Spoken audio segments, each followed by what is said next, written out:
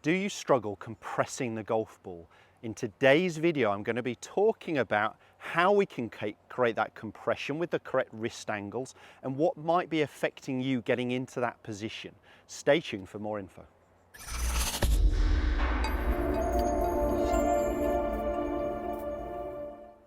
Welcome back to the TruGolf Academy. You've joined me, Jon Watts, today at Branston Golf and Country Club. Today's video is all going to be about impact. So I'm going to be talking about compressing the golf ball. I'm going to be demonstrating, talking about iron shots here, but a lot of this would be relevant with the woods as well, but we may not and shouldn't really be getting our hands quite as far forwards, but a lot of the info is still relevant. So what we want, I'm going to be focusing here on a mid-iron. Is it impact, the pressure onto our lead side, starting to move more into the lead heel. We want our hands a little bit ahead of the golf club. We want this flat or slightly bowed left wrist, the feeling this right palm is a little bit more pushing down. And I've just filmed a video actually talking about wrist angles, and I will put the link to that in this video, some real relevant info talking about the role of the trail wrist and how we can actually create the club face position we're really looking for pre-impact. But what I'm going to be talking about today is the thing that may be stopping you getting into that position, whether you like it or not. So I've heard it been discussed or talked about as a compression line before, which I like the thought of. And the compression line is from our lead instep. So for me as a right-handed golfer, that's my left instep, my left knee, my lead knee, and my lead shoulder. Now, if we get out of alignment there, let's say my lead knee is past my lead instep or my lead shoulder is as well, we're really going to struggle getting the desired wrist angles at impact to compress the golf ball. So compressing the ball is almost the thought that we're squeezing the ball between the club and the turf by getting our handle of the golf club leading a little bit ahead.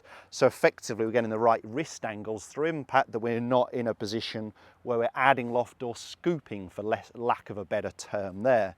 Now, to achieve that, as I said, we need the right body position at impact. If we are someone where we're sliding ahead or moving backwards away from the target, we won't get the desired wrist angles through impact. So if you are someone where you're getting, let's say, ahead of the golf ball in this way here, and we've lost this compression line from my lead instep to my lead knee to my lead shoulder because I'm ahead of it, you can see there, I'm always going to get this scooping, flicking action through impact, because I know that if I get the right wrist angles, I'll dig, and I'll hit the ball knee high to a grasshopper. So it'll be very, very flat, very, very low, and I'll struggle with just massive divots that are ultimately going to have an effect on my wrist health as well. And we're going to really struggle unless we're extremely strong doing that and generating some serious speed.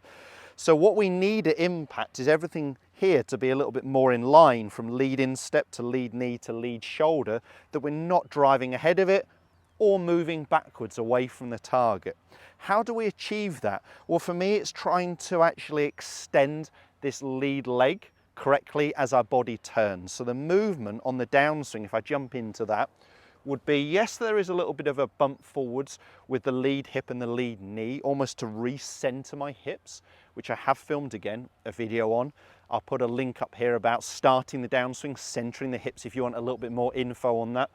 So this first movement here, my pressure starting to move to my lead side, but as my body starts to rotate open, I want this lead leg to start to extend. So I'm feeling like I'm hitting that brick wall with my lead side and creating this compression line where everything is more in a line from my lead instep to lead knee to lead shoulder. And that's going to allow me to get the right wrist angles. Okay, I can't guarantee that, but I know that if you get the wrong movement here, you'll definitely get the wrong wrist angles. So where that lead side is vitally important. And a great exercise, if this is something you are struggling with, would just be using a tour stick or something similar, pushing it into the ground and running it up the side of your lead leg. Feeling like that is that wall. So we want on the top of the backswing to start the downswing, that little push bump forwards. So my lead side here, thigh is hitting that line. And then as I rotate, I feel like my lead side is up that line. I haven't driven through it, and I'm definitely not moving away from it. So actually hitting shots, even just doing some practice swings with something like this, is really going to help you. I'm just going to pop a head cover over there as it's got a slightly sharper end to it. And I'll just do a nice slow one for you just to get that visual of what this is like. I might have to move the ball a little bit. So I'm just going to leave a slight gap from my lead hip. I'm going to get to the top of the backswing. You can see there's that little space there created from my lead hip. I feel like I bump it here, but as my body turns, it's my whole lead side aligning itself here, which is going to allow me to get the right wrist angles rather than my body moving away from the target or driving too much laterally towards the target I see with a lot of golfers. So a lot of people who struggle with that scooping movement is because their lower body is driving too much towards the target. They just can't get that desired wrist angle. Let's give it a whirl. So this is a slow one. Just getting that sensation of my lead side starting to extend up the line as it rotates there. You could then, by all means, obviously with this in the ground, go ahead and hit some with a little bit more pace, but just build them into an exercise routine if this is something you struggle with to help me get that desired wrist angle I'm really looking for. Let me give that one go with a little bit more pace.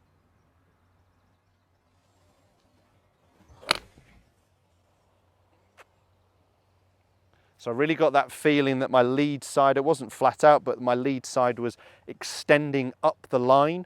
And that really helped me get that ball turf contact that I was looking for with my hands leading the golf club.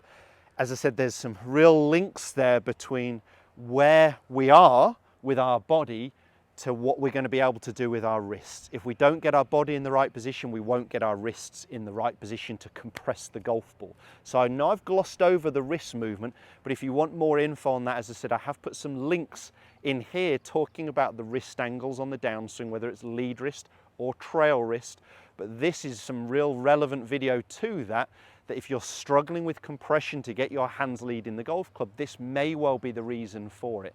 I would get yourself on a video where you can see from a face-on angle, draw some lines up the outside edge of your lead leg. Look for that compression line. Are we all in a line from our lead instep, lead knee, lead shoulder, or are we out of alignment? Because that's going to have a massive impact for you.